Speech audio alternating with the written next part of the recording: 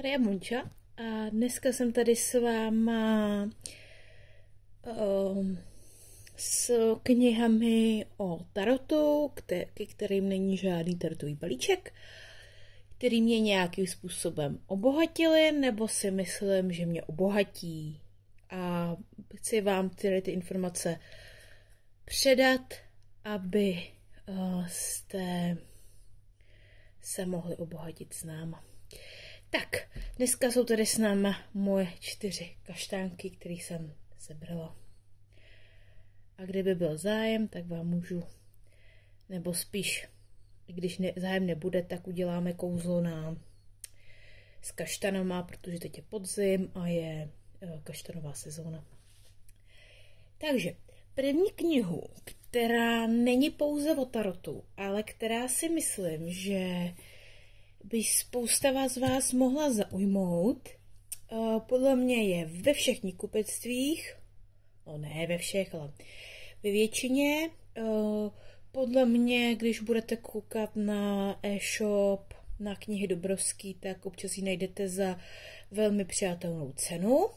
Třeba i 100 korun, myslím, že jsem jednou zahlídla, ale nechci teď kecat. A je to kniha o čarodějnictví, přírodní čarodějnictví a v dnešním videu o tarotu je tady z důvodu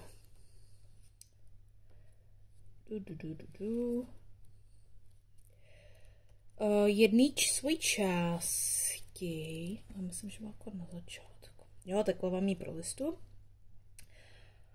Tady máme Ostara. Jo, tady.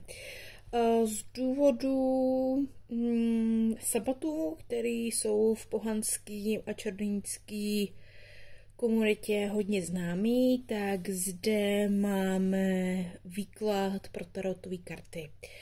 A tak, už byste to měli vidět. Tak já jsem vybrala Ostaru a ta už byla, ne? Beltane je, kdy je? 1. května, že to taky nechceme. Lamas byl.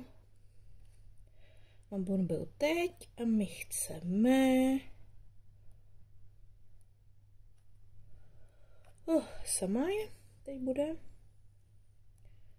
Proč tady nejsou můj? Tohle jsem se bála, co to je? Lita? Kde má ona?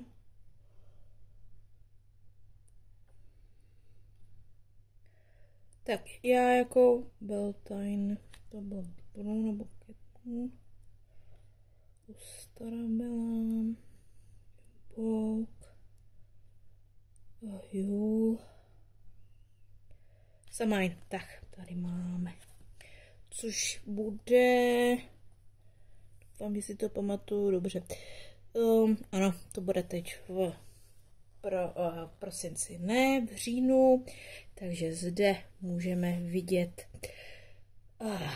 symboly pro svátek Samhain, neboli v Americe Halloween, to budete znát asi nejčastěji, ale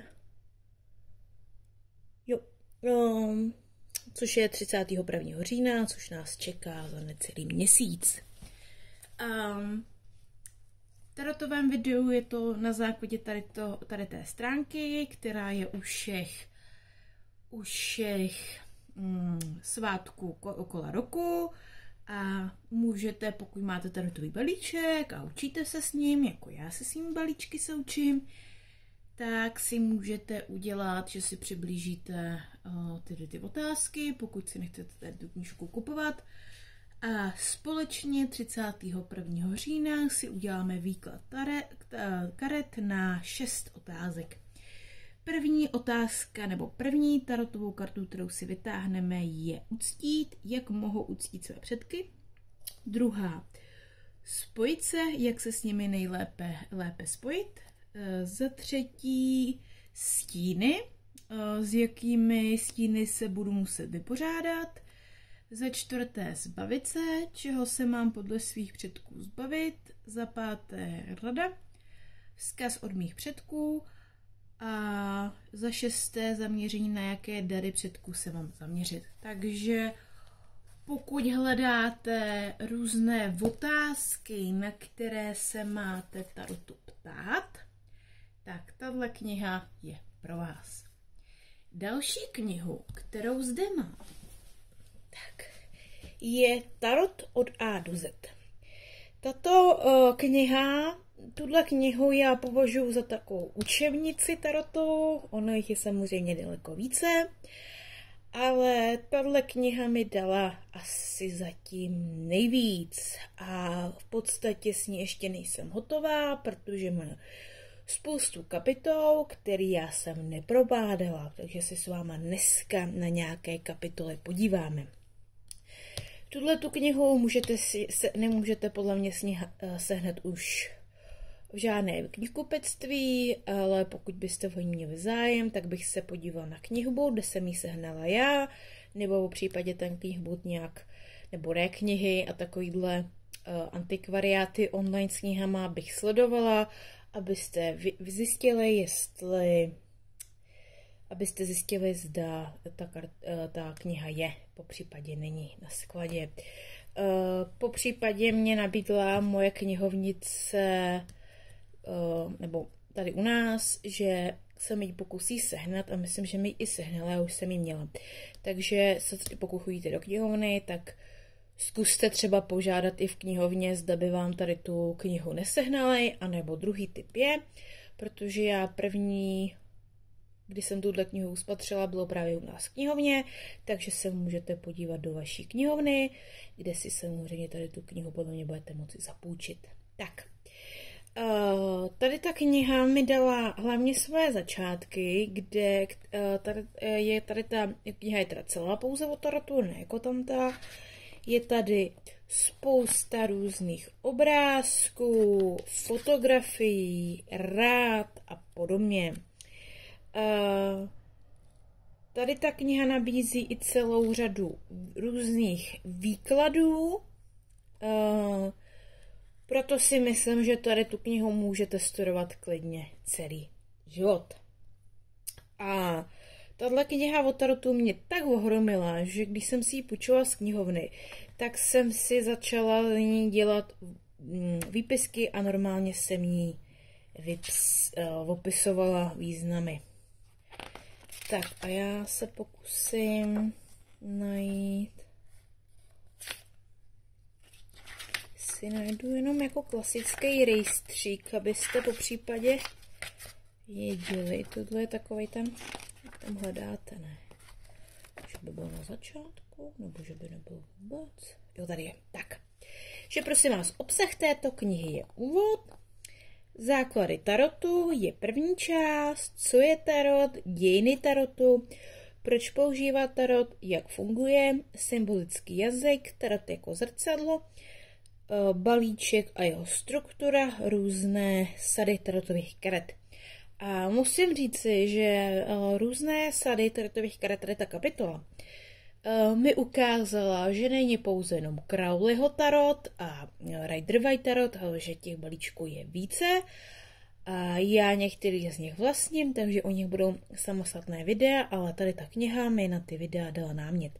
Potom máme provod se tarotem, jak s touto částí knihy pracovat. Začínáme velká arkána, malá arkána, každodenní výklady související se vztahy, výklady k odhalení pravdy, výklady osudu, rozvoj dovedností, znalostí, slovníček. Tak, když tady tu knihu odložím, tak tady máte zase nějaké stránky. Tady je například vyzobrazená karta věž, která má klíčová slova, základní spojení. Tady máte celý povídání a nejsou tam pouze pozitivní, po případě negativní významy. Vždycky v tom textu je to tak jako popsaný, jak to chápat, ten význam, jak ten pozitivní, tak negativní. Tady mám záložku a zde jsou právě ty výklady různé výklady, jak můžete ty karty vytahovat, k tomu ty dané otázky. Dost se mi líbí i tady tabulky na konci, který tady jsem se v podstatě učila, jak se planety, jakou mají. To není jako značka, nebo jak se v podstatě i blíženci a podobně. Tak tady jsem se to v té knihy dozvěděla. Takže v podstatě to pro mě kniha je, která mi přidala i nějaký nejci navíc, prostě symbol, tak co jsem chtěla říct. Má tam i souvislost s kamenama, tady i různý povídání, jo, tohle třeba je v podstatě velmi zajímavý výklad, tak tohle jsem, na to takovýhle expert nejsem o ty karty, abych to jako vzala. Takže tuhle knihu, pokud jste nadšenci do tarotu, chcete se dále vzdělávat, zajímá vás historie, různý balíčky, hlavně ty výklady na ten seberozvoj, tak tuhle knihu na 100% doporučuji. Tak, pak tady máme další knihu, což je kniha,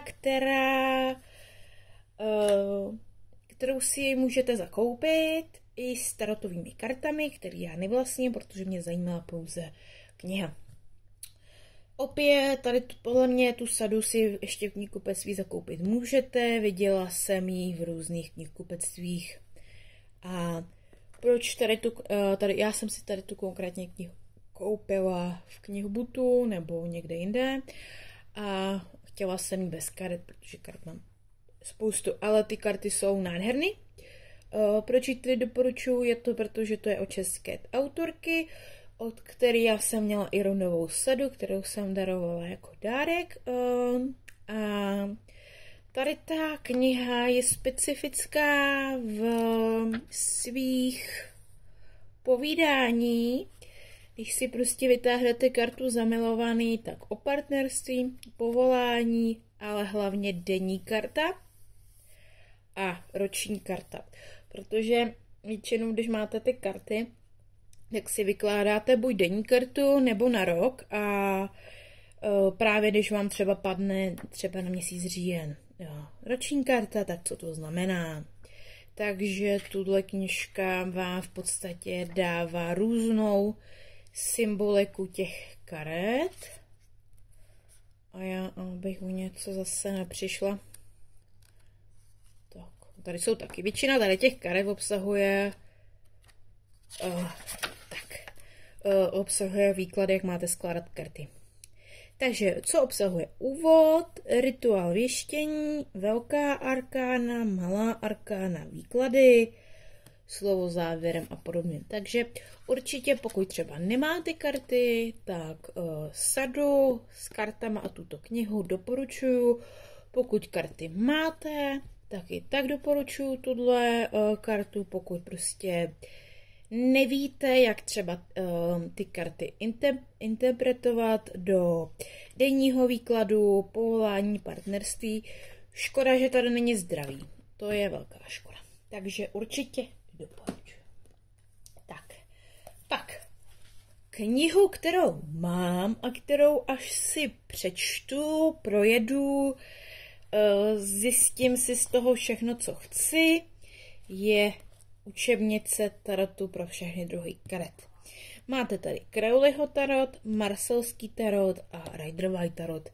Vždy je ta karta tady takhle zobrazená. A tady ta karta je, když už jako se podíváte celkem staršího data, když, no tak je rok 2004, takže jako jestli to vydala Bratislava v roce 2000, tak je to starší kniha, ale nebude od českých autorů. To bude, jo, tady vidím, takže to bude od německých autorů a český překlad byl 2000. Ve slovenštině to určitě není, je to normálně v češtině a proč to takhle? Takže tady ta kniha nabízí toho taky celkem dost. Když se tady prostě podíváme, zase pravidla hry, karty, tady taky. Tady v podstatě je u každé té karty tohle co vůz. Tak. Nějaká věta i víc, nebo 1, 2 věty, který nám nějakým způsobem, nebo jedna věta ukaží, tohle je karta vůz, tohle bude spravedlnost.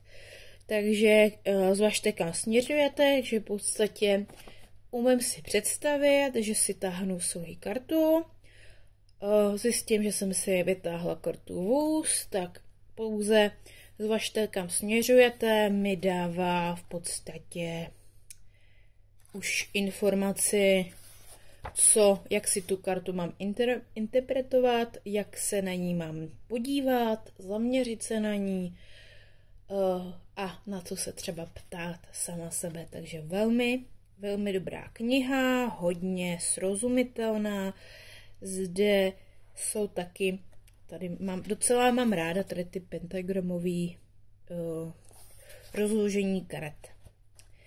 Tak, potom tady máme obsah, co byste měli vědět, to je tady, přehled jednotlivých karet, takže všech 78 karet, předmluva, rozcvička pro duši, o výběru karet, začínáme úvod do praxe tarotu, jak si sami vykládat, to asi bude zajímat skoro všechny, typy k výkladu pro každou kartu, tarot a astrologie. Tak a to si, tady je, která karta kam se vztahuje a já budu 100%, když jsem narozená v srpnu. Sakryš. To mám ještě, ne, tady duben, tady 23, jo, já jsem lev, slunce, síla, dobrá.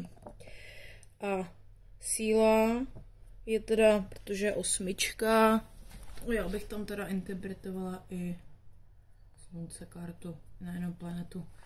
Takže zase vám to dá spoustu informací o tarotu, jde tuhle knihu sehnat, maximálně udělat si print screen z toho videa, vyhledat si pomocí Google a věřím, že někde v antikvariátech, někde no prostě nějakých jako možná nějaký obchod s ezoterikou, a spíš ty antikvariáty, zase bych se koukla na knihy, knihbuty a podobně.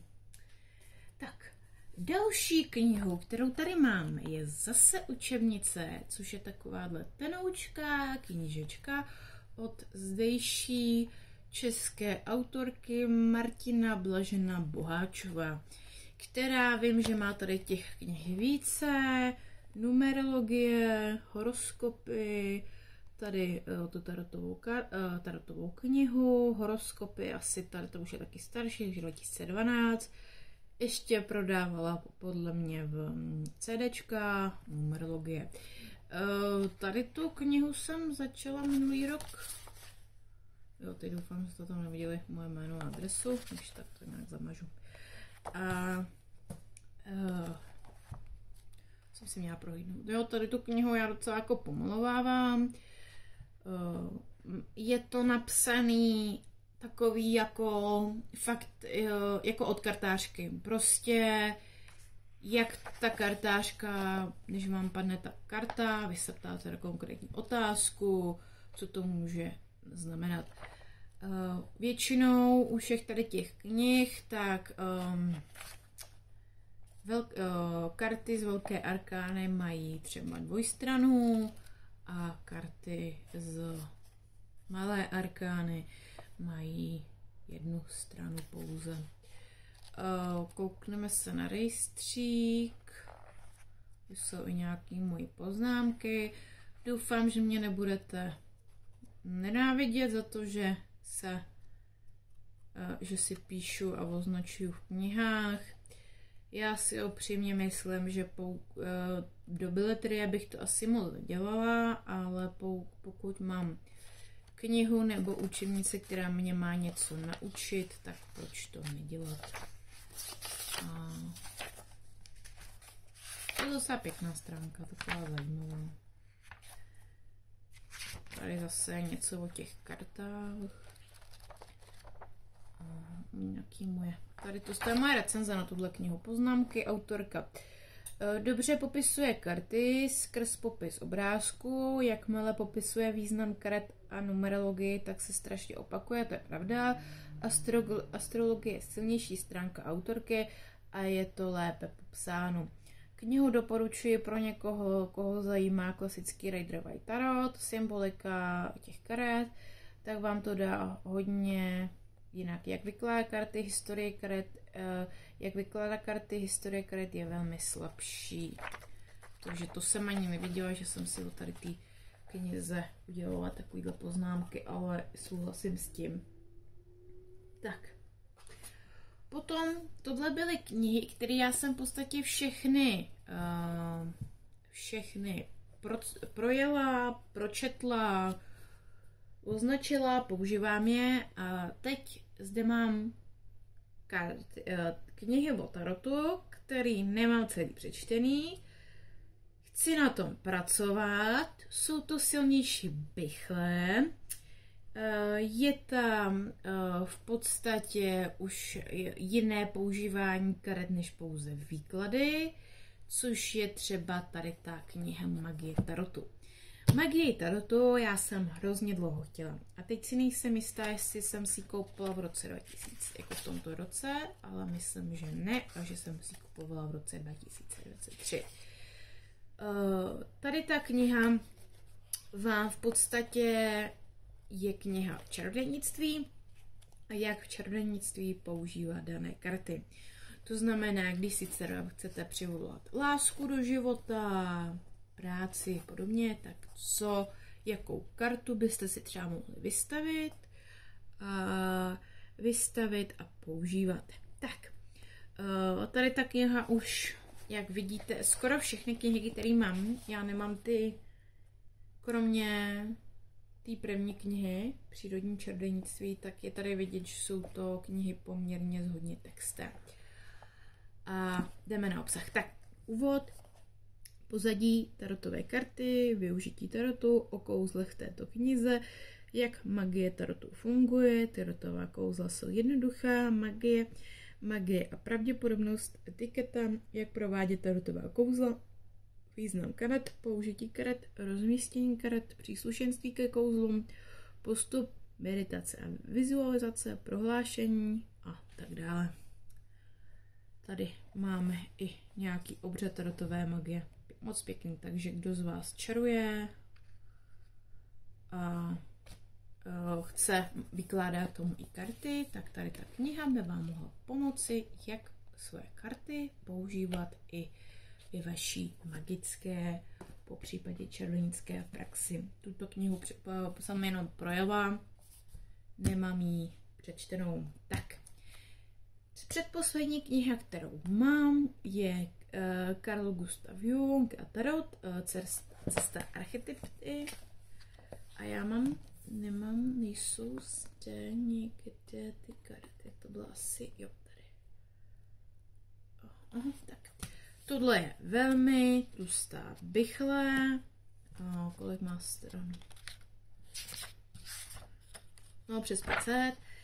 Tady vidíte přední stranu, zadní stranu. Prosím vás, já jsem si asi myslela, že jsou k tomu i karty, když jsem si tuhle knihu kupovala. Je tady Carl Gustav Jung. O Jungovi se říká, že v podstatě o tarotu napsal pouze jednu jedinou větu, kterou si nepamatuju, ale pamatuju si, že jsem to někde četla, nebo mi to někdo říkal. A v podstatě jak to mám říct? To zase někdo, no tady ten autor, Salis Nicholas, to nějakým způsobem využil, zpracoval a psychologicky v podstatě uvedl ty karty. Tady jsou taky. Tady jsou ty karty. Tohle je pěkný. Tohle se mi líbí, když v těch knihách je. Jako umím si představit, škoda, že nejsou všechny ty karty stejně velký. Ale když máte, kdyby tady ta kniha obsahovala všechny obrázky karet, jo, na konci. Tak si to umím představit, že si to i vystřihnu, zalaminuju a používám to jako karty. Škoda toho, ale jako chápu, že tady ta kniha je spíše psychologicky zaměřená, co se týká významu tarotu, než... To jsou i, co mě neviděl. Takže bude rejstřík vepředu. Tuhle knihu, jestli jsem pročetla úvod, tak si z něho nic nepamatuju, ale jako hodně mě láká. Tak, obsah. Jo, tuhle knihu jsem koupila, si pamatuju, na Mega kniha, podle mě tam ještě bude. Tak, úvod.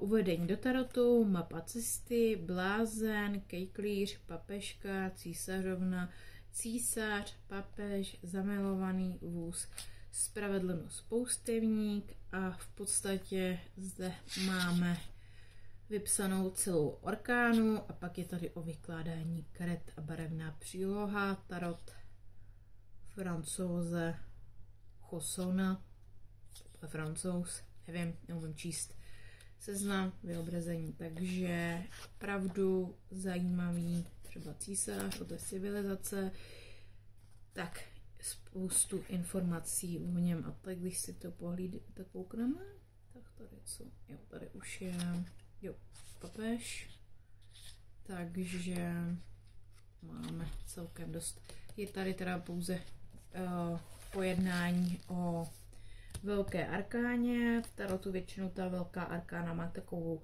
větší důležitost, větší hloubku, takže na to je ta karta určitě jakoby odkazuje.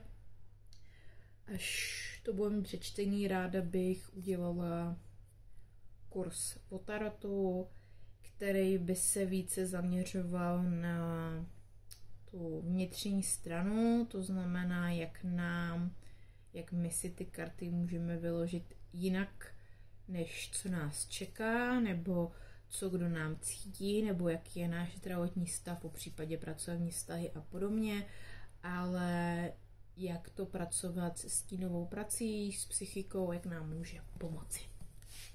Tak. A potom zde mám poslední knihu, opět pěknou pichličku a jedná se o knihu, která má přes 400 stránek a je to karmický tarot. Tady máte zadní stranu, pokud vás to zajímá, můžete si to přiblížit. Knihu jsem koupila od paní přes Facebook za 150 korun plus poštovný a nelituju toho, už jsem jen koukala dříve, ale nemám pročtenou. Představuju si o tady té knize, že mi dá karmický pohled, to znamená karmický pohledy na třeba nějakou můj životní cestu a když mi padne nějaká karta, co by to mohlo znamenat. Takže tady tu si ještě s vámi pročtu rejstřík.